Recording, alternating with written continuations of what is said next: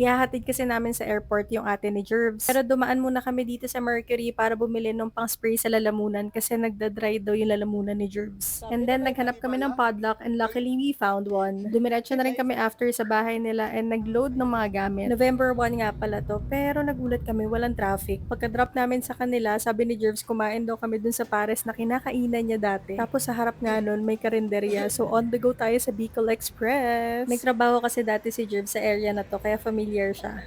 Marating na airport at Villamor Airbase ng Nakapantulog.